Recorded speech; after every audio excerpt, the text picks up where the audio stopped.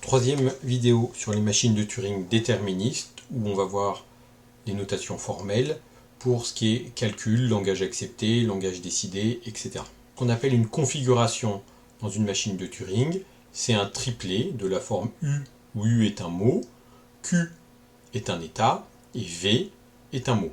Donc U et V sont des mots sur l'ensemble de tous les symboles qu'on peut utiliser dans la machine de Turing. Soit les symboles d'entrée du mot des langages reconnus, soit les symboles qu'on a rajoutés, soit le blanc.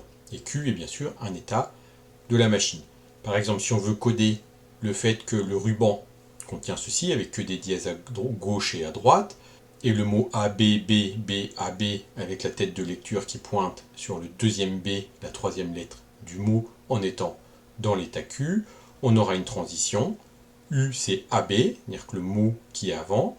V, c'est le mot B, B, AB, ce qui est à droite. Et Q, l'état dans lequel est la tête de lecture. Donc là, il y a une convention de pointer sur la première lettre du second mot.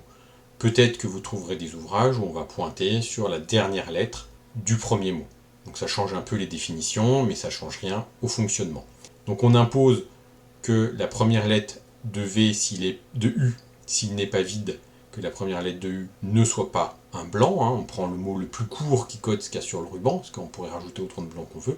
Et de même, à la fin de V, si V n'est pas vide, il n'y a pas de blanc. Alors, deux types de configurations qui vont être utiles pour définir ce qu'est un calcul et un calcul réussi ou acceptant. C'est la configuration initiale pour un mot V. Donc quand j'ai un mot V, est-ce que je veux savoir est-ce que la machine de Turing reconnaît ou ne reconnaît pas ce mot? On met la machine en configuration initiale. Elle est dans l'état Q0 qui est l'état initial de la machine de Turing. Je rappelle, c'est des machines de Turing déterministes, il n'y a qu'un seul état initial.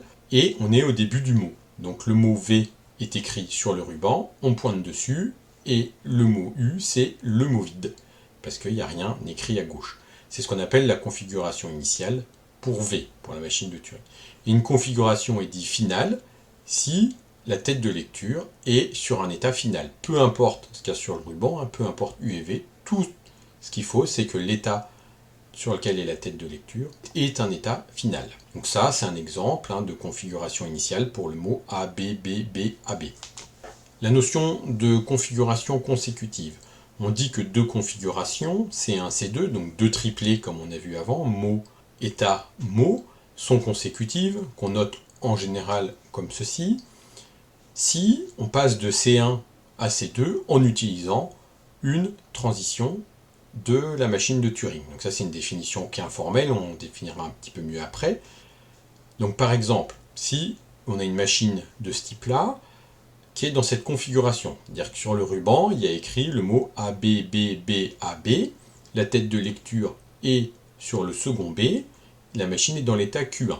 La transition, quand on est dans Q1 et qu'on lit B, la fonction de transition dit qu'on va passer dans Q2 en réécrivant B en dièse, c'est-à-dire en effaçant le B et en allant à droite, qui est ce tirage de transition, et donc on passe dans la configuration AB dièse Q2 BAB.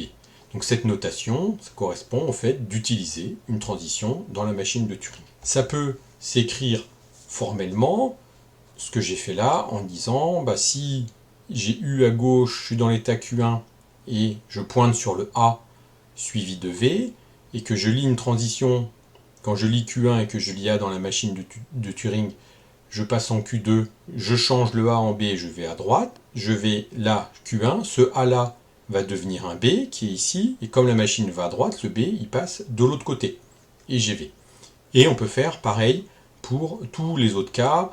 Si je vais, là c'est si je vais à gauche, ça s'écrit autrement, et ça c'est pour les cas limites, quand on a le mot vide à droite, éventuellement le mot vide à droite et à gauche. Mais c'est toutes ces notations qui sont un peu lourdes, ça traduit juste le fait de comment on passe d'une configuration à une autre en utilisant une transition de la machine de Turing. La notion de calcul, un calcul pour un mot W est une suite de configurations consécutives partant de la configuration initiale. On parle de la configuration initiale et on regarde quelle est la configuration suivante. Dans une machine de Turing déterministe, il y a un unique calcul maximal. c'est-à-dire qu'il ne peut pas être prolongé pour chaque mot W, ce qui n'est pas le cas dans les machines non déterministes. Mais là, avec le déterminisme, comme quand on est dans un état et qu'on lit une lettre sur le ruban, il y a au plus une transition qu'on peut activer. Donc quand on est dans une configuration, on peut activer au plus une transition, donc il y a au plus une configuration suivante. Donc on poursuit, et soit on se bloque et on a un calcul fini, soit on a un calcul infini. Petit exemple avec cette machine, encore une fois, on ne s'intéresse pas au langage qui est reconnu, et on va prendre le mot ABB, BAB. On part de la configuration initiale, l'état initial c'est Q0, on part epsilon Q0 et on écrit le mot, et qu'est-ce qu'on va faire? Je lis A, je prends cette transition, je laisse le A en A, je vais à droite, je passe dans Q1. Je lis B, je laisse B, c'est cette transition, B est laissé en B, je vais à droite dans Q2. Donc en dessous, je mets les configurations formellement, ce qui correspond à ce dessin. Par exemple ici, AB, BB, AB, j'ai bien AB, BB, AB, Q2, et je pointe sur la première lettre de BB, AB. Là, je relis un B, je passe ici, je relis un B, je passe ici, et là, ça s'arrête parce que quand je suis dans Q2, je ne peux pas lire, j'ai aucune transition dans la première composante, est un A. Donc je ne peux pas, à partir de Q2, lire A et avancer dans la machine. Donc le calcul s'arrête, il n'y a pas de configuration consécutive à celle-là. C'est le calcul maximal sur ce mot. Autre exemple, si je pars de A, BB, BB, de façon similaire, je lis le premier A, je passe dans Q1, je lis le premier B, je passe dans Q2, je lis encore un B, j'utilise la boucle qui est là, je reste dans Q2, encore la même boucle, je reste dans Q2, la même boucle, je reste dans Q2, et là, je lis le blanc. Quand je lis le blanc, je laisse un blanc et je vais à gauche. Donc je reviens ici, j'aurais dû le mettre en bleu celui-là, je reviens ici, qu'est-ce que je vais faire? Je vais faire une boucle, je vais aller à droite, à gauche, à droite, à gauche, à droite, à gauche, et je vais, sur cette configuration qui est la même, je vais alterner celle-là, celle-là, celle-là, celle-là, celle-là, celle-là. Le calcul maximal est un calcul infini. On peut maintenant définir la notion de mot accepté par une machine de Turing déterministe. Un mot est accepté par une machine de Turing déterministe si le calcul maximal sur ce mot s'arrête, c'est-à-dire que ce n'est pas un calcul infini, et, donc c'est bien une conjonction, et passe par un état final. Attention, la notion, contrairement aux automates finis, où c'est le calcul termine dans un état final, ici, la condition c'est de passer par un état final. En pratique, en général, quand on définit une machine de Turing, on ne met aucune transition sortante d'un état final, et donc ça revient au même. Mais la définition, c'est bien passe. À partir du moment où on passe dans un état final, il faut que le calcul s'arrête à un moment, et le mot est reconnu. La négation de cette propriété, un mot n'est pas accepté, donc soit si le calcul maximal est infini, peu importe que ce calcul maximal passe par un état terminal ou non, ou ne passe par aucun état final. Le langage accepté par une machine de Turing déterministe est l'ensemble des mots qui sont acceptés par cette machine. Dernière notion assez importante de langage décidé, qui n'est pas la même chose que le langage accepté. Une machine de Turing déterministe décide un langage L, si d'une part cette machine accepte L, donc c'est une définition plus contraignante, et si tous les calculs maximaux sont finis pour tous les mots.